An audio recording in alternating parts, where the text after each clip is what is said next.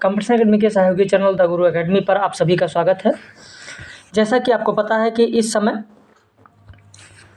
मध्य प्रदेश वर्ग 2 का बैच चल रहा है और वर्ग 2 में आपने देखा कि इकाई 12 में जितने कविताएं लगी हैं वो करा दी गई। इकाई 13 में कल आपने देखा अमरकांत का दोपहर का भोजन कराया गया। अमरकांत का दोपहर का भोजन कल कर दिया गया। सुदर्शन की हार की जीत कल कहानी दी गई और आज भवानी प्रसाद मिश्र की श्रम की महिमा कराया जा रहा है।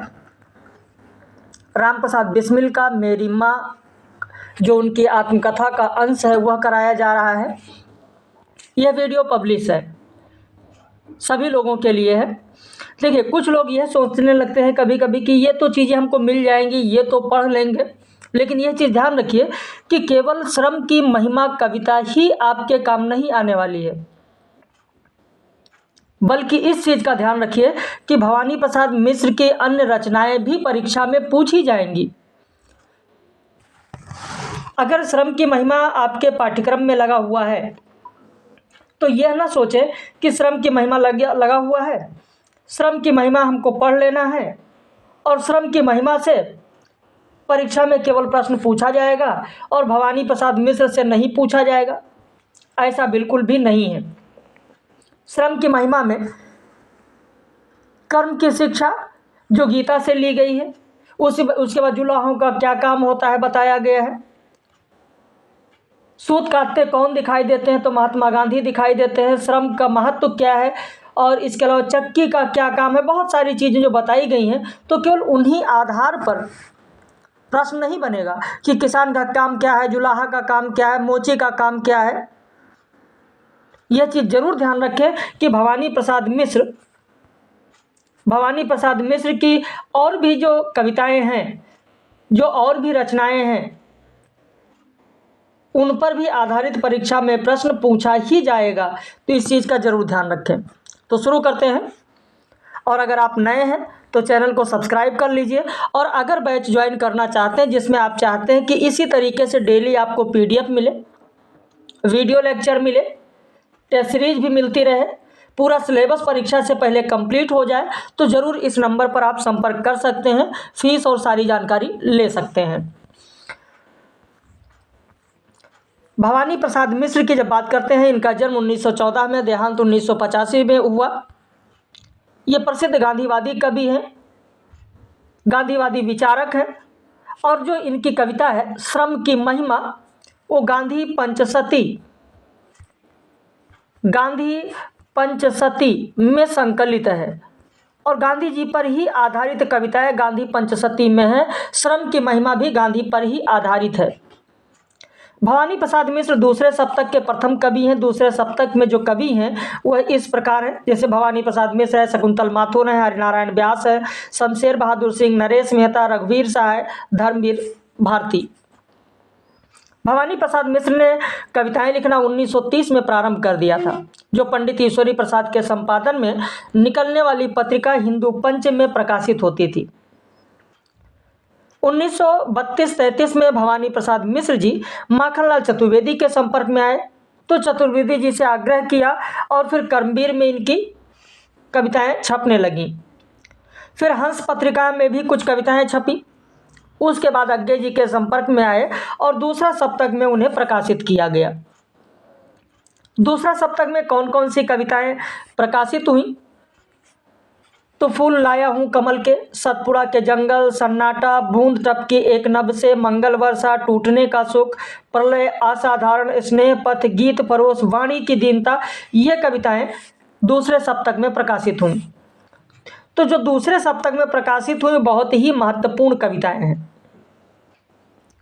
और परीक्षा में पूछा जा सकता है कि सतपुड़ा के जंगल कविता किसकी है, सन्नाटा कविता किसकी है, वाणी की दीनता कविता किसकी है, या गीत फरोश कविता किसकी है, जो अक्सर पाठ्यक्रम में रहा है। जैसे MP-AP की अगर बात करें, MP-AP की बात करें तो MP-AP में आप देखेंगे सन्नाटा कविता है, MP-AP में सतपुड़ा के जंगल है, अगर यूपी एपी की बात करें तो यूपी एपी और यूजीसी नेट में आप देखें सन्नाटा नहीं है, लेकिन गीत फरोश है। तो ये सब बहुचर्चित कविताएं हैं जो पूछी जा सकती हैं। भवानी प्रसाद मिश्र के काव्य संग्रह देखें, गीत फरोश है, चकित है, दो कंधेरी कविताएं, गांधी पंचसती, बुनी हुई रस्सी, खुशबू के शिलालेख, ये भवानी प्रसाद मिश्र के काव्य संग्रह हैं। व्यक्तिगत है, परिवर्तन जिए, शरीर कविता, फसलें और फूल, संप्रति, नीली रेखा तक, वचन छाया, त्रिकाल संध्या, अनाम तुम आते हो। गीत फरोश जो काव्य संग्रह है ये बहुत ही महत्वपूर्ण है, जिसमें 1933 से 1947 तक की कविताएं संकलित हैं। भवानी प्रसाद मिश्र के बारे में डॉक्टर संतोष कुमार तिवारी ने लिखा है कि भवानी प्रसाद मिश्र के काव्य की हकीकत यह है कि वो वादों के संकीर्ण और सीमित गलियारों में नहीं सिमटते। हरशंकर परसाई ने लिखा है कि भवानी भैया का व्यक्तित्व तूफानी रहा है, शब्दों में चाहे मोहन है, उनके व्यक्तित्व का यह तूफान दर्शाता है। भवानी प्रसाद मिश्र ने स्वीकार किया है कि उनकी आरंभिक कविताओं पर किसका प्रभाव है, मैथिली शरण गुप्त का। यह आपके लिए महत्वपूर्ण बिंदु है। जितनी चीजें महत्वपूर्ण है वो भी आपको बताई जा रही कि ये महत्वपूर्ण है, इस पर जरूर ध्यान रखें। भवानी प्रसाद मिश्र के काव्य रचना का समय वही है जिस समय दूसरा विश्व युद्ध चल रहा था। उस युद्ध के में राजनीति हो रही थी। मिश्र जी का काव्य युग चेतना का संवाहक है। ये गांधी विचारक के अनन्य उपासक थे। उनकी कविता सारा शहर में वर्णित जो विनाश लीला है, किसी परोक्ष सत्ता द्वारा नहीं बल्कि स्वयं मनुष्य द्वारा रची जा रही है। स्नेह पथ कविता के द्वारा मिश्र जी गांधी जी के प्रेम और स्नेह को घर घर पहुंचाना चाहते हैं। तो जैसे आपने देखा कि आपके पाठ्यक्रम में जो श्रम की महिमा गांधी पर आधारित है, ऐसे ही स्नेह पथ कविता गांधी पर आधारित है। गांधी पंचसती भी गांधी पर ही आधारित है। मेघदूत कविता में कवि ने अपना स्नेह मेघों को अर्पित किया है। यक्ष का यह गीत विरह के अभिशाप को भी वरदान देता है। मिश्र जी के काव्य में प्रकृति से गहरी आत्मीयता है। हृदय की अनुभूतियों की अभिव्यक्ति में वो सहायक है। तो इस दृष्टि से कमल के फूल कविता उल्लेखनीय है। भवानी प्रसाद मिश्र के काव्य में प्रगतिशील का स्वर प्रमुख है। जीवन की अभावग्रस्तता और विषमता से कवि मानव व्यथित और विक्षुब्ध हो उठता है। राजपथ शीर्षक कविता में इसी व्यथा कथा का व्याख्यान है। भवानी प्रसाद मिश्र व्यवहारिक भाषा के समर्थक हैं। उनकी कविताएं सरल सीधी व्यवहारिक हिंदी का श्रेष्ठ उदाहरण है। बुनी हुई रस्सी काव्य संग्रह में उन्होंने कहा है कि मैंने जिस भाषा को दुलारा था उसे उस संग्रह के माध्यम से मुकुट पहना रहा हूं। यह भी आपके लिए महत्वपूर्ण है, परीक्षा में पूछा जा सकता है। बुनी हुई रस्सी के लिए 1972 में साहित्य अकादमी पुरस्कार मिला था। तो किस रचना पर उन्हें साहित्य अकादमी पुरस्कार मिला था, यह भी पूछा जा सकता है। भवानी प्रसाद मिश्र की काव्य शैली सहज लयात्मक है। उनकी विशेषता उन्हें अन्य कवियों से अलग करती है। अपने अभिव्यंजना शिल्प को स्पष्ट करते हुए उन्होंने लिखा है कि मैं जो लिखता हूँ उससे जब बोल कर देखता हूँ और बोली उसमें बजती नहीं है तो मैं पंक्तियों को हिलाता रुलाता हूँ। अब बात करते हैं आपके पाठ्यक्रम में श्रम की महिमा कविता। श्रम की महिमा कविता किसमें संकलित है, तो गांधी पंचसती में संकलित है। यह कविता भवानी प्रसाद मिश्र ने 1969 ईस्वी में लिखा। गांधी पंचसती काव्य संग्रह में लगभग 508 कविताएं हैं। तो यह भी पूछा जा सकता है कि श्रम की महिमा कब लिखा गया, तो 1969 में। अब एक एक की व्याख्या करते हैं। तुम कागज पर लिखते हो वह सड़क झाड़ता है, तुम व्यापारी वह धरती में बीज गाड़ता है, एक आदमी घड़ी बनाता है एक बनाता चप्पल, इसलिए यह बड़ा और वह छोटा इसमें क्या बल। यानी यहाँ पर जो श्रम की बात की गई है, श्रम के महत्व को बताया गया है। इनके माध्यम से ये कहा जाता है कि कोई भी आदमी छोटा बड़ा नहीं होता, कोई व्यक्ति ऊंच नीच नहीं होता, चाहे वो चप्पल बनाता हो चाहे वो घड़ी बनाता हो, चाहे कोई आप अफसर हो चाहे कोई झाड़ू लगाने वाला हो, यानी कागज पर लिखने वाला यानी अफसर, चाहे कोई किसान हो, घड़ी बनाने वाला हो, चप्पल बनाने वाला हो। और इस काम के आधार पर किसी को छोटा या बड़ा नहीं कह सकते हैं।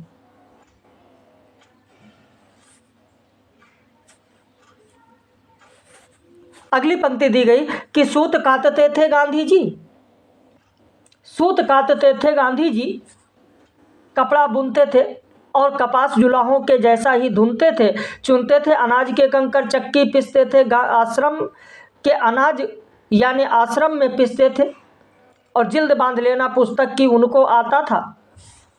यानी गांधी जी क्या क्या काम करते थे? गांधी जी अपने आश्रम के सारे काम अपने हाथ से किया करते थे। सूत काटना उनका काम था, कपड़ा बुनना उनका काम था, कपास जुलाहों के तरीके से कपास बुनना उनका काम था, चावल बीनते थे, चावल में से कंकड़ को निकालना बनाने से पहले वो भी उनका काम था, चक्की भी पीसते थे, आश्रम के अनाज को स्वयं ही पीसते थे, किताब की जिल्द भी बांध लेते थे, कवर चढ़ा लेते थे। यानी वो किसी पर निर्भर नहीं थे, वह अपना काम स्वयं करते थे। तो किसी भी काम के आधार पर किसी को छोटा या बड़ा नहीं कहा जा सकता। गांधी जी सूत काटते थे तो क्या वो जुलाहा हो गए? गांधी जी किताब पर अगर कवर चढ़ाते थे, अगर जिल्द बनाते थे तो क्या वो जिल्द साज हो गए? तो इस तरीके से किसी काम के आधार पर किसी को छोटा बड़ा नहीं कहा जा सकता। गांधी जी क्या क्या काम करते थे, तो इस तरीके से भी परीक्षा में पूछा जा सकता है।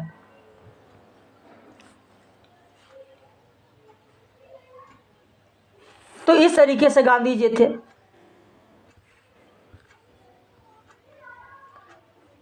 ऐसा था उनका आश्रम गांधी जी के लेखे पूजा के समान था श्रम। उनका जो श्रम था, उनका जो काम था, उस काम को पूजा के समान मानते थे। तो जो श्रम है, जो कर्म है व्यक्ति का, वही कर्म क्या है? वही कर्म ही पूजा है। एक बार उत्साहग्रस्त कोई वकील साहब जब पहुंचे मिलने, बापूजी पीस रहे थे तब। यानी एक बार एक वकील साहब उनसे जब मिलने आते हैं तो गांधी जी क्या कर रहे थे? अनाज पीस रहे थे। उनको कोई शर्म नहीं थी, अपना काम करने में कोई शर्म नहीं था। तो बापूजी ने कहा बैठिए, पीसेंगे मिलकर। जब वो झिझके, गांधी जी ने कहा और खिलकर। बापूजी ने उन वकील साहब से भी कहा कि आइए दोनों लोग मिलकर और अनाज को पीसते हैं। इस पर वकील साहब थोड़ा झिझके, थोड़ा संकोच हुआ उनको, लेकिन गांधी जी को किसी भी कर्म में कोई संकोच नहीं था। तब गांधी जी ने कहा कि सेवा का हर काम हमारा ईश्वर है भाई, बैठ गए हुए दबसट में पर अकल नहीं आई। तो इस तरीके से गांधी जी ने यहाँ पर क्या क्या कहा है। तो एक एक चीज़ों पर जरूर आपका ध्यान होना चाहिए। बहुत छोटी कविता है, लेकिन इससे बहुत सारी सीख आपको मिलती है। अगर आप जा रहे होते हैं और आपकी चप्पल है टूट जाती है, आप ही का चप्पल है, लेकिन फिर आप उसे ये नहीं कि सही करेंगे, तुरंत मोची के पास दौड़ेंगे। आपके घर की अगर कोई सफाई है और महिला कर रही होती है और आपसे कहते थोड़ा सा काम करिए, हाथ बटा लीजिए, आप कहेंगे ये तो महिलाओं का काम है। मतलब इतना संकोच।